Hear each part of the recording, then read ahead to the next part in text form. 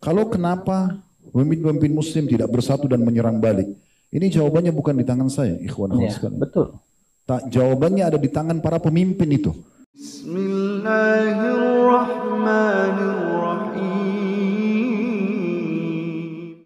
Assalamualaikum warahmatullahi wabarakatuh. Alhamdulillahirabbil alamin. Assalatu wassalamu ala nabiyyina Muhammadin wa ala alihi wa sahbihi ajma'in. Amma ba'du. Teman-teman yang dimuliakan oleh Allah Subhanahu wa taala, kita bertemu kembali di channel Cahaya Hidayah. Jadi di video kali ini saya akan menampilkan dan membagikan yaitu tentang terkait video oleh Ustadz Dr. Khalid Basalamah MA Hafidhut Ta'ala. Jadi beliau itu menjelaskan di channel YouTube beliau yaitu tentang peristiwa yang ada di Palestina sekarang ini, yaitu peperangan yang ada di Palestina. Nah, teman-teman, mari kita simak videonya dan kita simak videonya sampai selesai biar tidak salah paham dan nanti saya akan mereaksi video beliau. Oke, teman-teman, saya akan jelaskan sedikit ya sebelum saya putar. Dalam kondisi seperti saat ini, di mana saudara kita yang menjadi rakyat Palestina terus dikember oleh Zionis.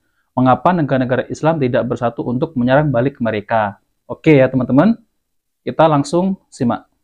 Baik, saya jawab dari dua sisi ya. Yang pertama, siapapun yang mengaku muslim di masa sekarang bukan pilihan. Wajib membela Palestina. Bukan pilihan ini. Ini bukan pilihan. Dan bukan saatnya sekarang mencari-cari mungkin karena ini, mungkin karena itu. Umat Islam lagi dibantai. Mau umat Islam yang dahulu menyerang atau tidak, itu tidak ada urusannya. Sekarang umat Islam lagi diserang dan mereka sedang membela dirinya.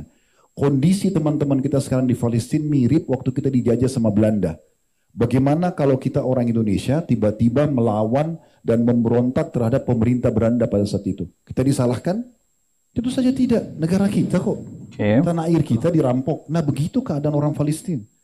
Jadi walaupun sekarang ada banyak orang di media mengatakan, oh kan orang Palestina yang duluan menyerang. Loh, mereka dijajah.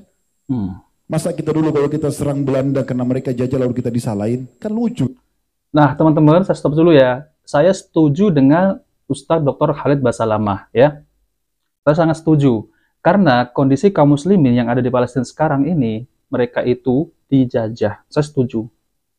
Ya seperti kasus yang ada di Indonesia dulu ya, sebelum negara kita ini merdeka, dahulunya kan dijajah oleh Belanda. Ya wajar kita itu melawan. Namun teman-teman, ada fatwa, itu fatwa boleh diikuti dan boleh tidak diikuti. Ya. Namun jangan kita mencela fatwa ulama tersebut. Oke, mari kita lanjut dan nanti itu akan dijelaskan oleh beliau, Ustadz Dr. Khalid ya. Mari kita lanjut ya. Kan tidak mungkin. Jadi ini bukan opsional sekarang. Bukan mengatakan, oh itu bukan masalah saya. Nggak bisa, wajib. Allah akan tanya kita. Per individu, apa yang sudah kamu lakukan buat saudaramu di sana? Minimal dengan doa. Hanya angkat tangan modalnya. Berdoa memuji Allah lalu memuji salawat kepada Nabi SAW, doakan agar Allah berikan kepada mereka solusi. Begitu juga dengan Allah binasakan musuh-musuhnya. Karena memang Nabi SAW mendoakan kebinasaan buat musuh. Ya. Ini satu sisi, jadi tidak boleh kita sekarang menganggap ini bukan masalah kita. Ini masalah umat Islam. Iya, masalah kita umat ini Islam. harus seperti satu jasad kata Nabi SAW. Kalau satu luka, jari kita kena pisau misalnya, kata Nabi SAW, seluruh jasad itu akan demam. Harusnya begitu. Siapapun muslim di muka bumi ini syahadat dari keturunan suku manapun, tinggal di wilayah manapun, kapan dia terganggu, maka sudah harus kita bela. Ada seorang wanita di ujung perbatasan negeri Persia, di zaman Khalifah Mu'tasim, salah satu Khalifah Abbasi. Dia rupanya, perempuan ini lagi jalan, lalu ketemu dengan 3 orang tentara Persia, tiba-tiba tentara Persia itu menarik jilbabnya, kemudian menggebukin, memukul wanita ini.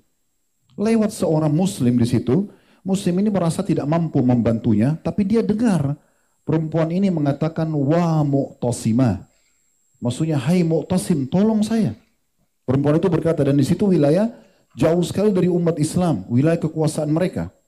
Maka si laki-laki ini, dia naik keledainya menuju ke ibu kota kerajaan dinasti Abbasiyah di Irak. Jauh sekali. Irak, perjalanannya ya, mungkin memakan waktu 1 bulan dulu sampai ke sana. Dia izin ketemu sama Mu'tasim, diizinkan lalu dia sampaikan. Saya dengar di sana, saya lihat sendiri dengan mata kepala satu orang muslimah. ditarik jilbabnya, digebukin sama tentara Persia. Nggak pakai nunggu Mu'tasim itu. Iya, itu memang betul kisah tersebut ya, yaitu Khalifah Al-Mu'tasim Billah. Jadi ini adalah khalifah dahulu tuh memang ini tentaranya banyak dahulu. Ini adalah khalifah yang paling kuat dahulu ya. Dan ya teman-teman, namun ya khalifah ini itu hancur karena pengkhianatan orang Syiah Rafidhah. Ya, mereka ini bekerja sama dengan tentara Tatar. Oke teman-teman, itu pembahasan lainnya. Namun dahulu memang Khalifah Abbasiyah ini tentaranya sangat kuat sekali ya. Bahkan ditakuti oleh negara-negara kafir. Namun ya itulah ya teman-teman ya. Orang-orang Syiah Rafidhah ini dari dulu itu memang tidak suka dengan Ahlus Sunnah.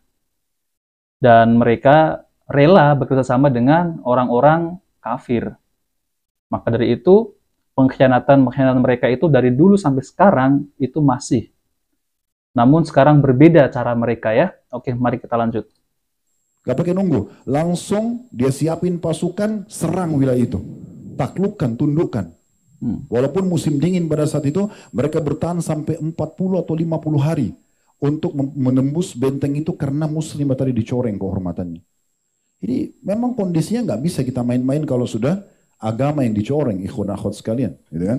Kita sekarang harus peduli dengan doa kita peduli dengan harta kita. Sekarang cukup banyak lembaga-lembaga yang mengumpulkan donasi, menyumbang semampu kita gitu. Mungkin kalau jiwa ini butuh fatwa. Nah, ya, ini nih. Butuh memang pemerintah kita yang mengizinkan kita untuk pergi, dibuka itu berbeda, gitu kan? Nah, teman-teman ya. Jadi di video-video saya sebelumnya itu bukan bermaksud kita itu terus lepas tangan. Tetap kita itu ya membantu saudara-saudara kita yang diserang oleh Zionis. Namun kita itu membantu kalau dalam jihad itu harus fatwa, harus ada fatwa dari para ulama.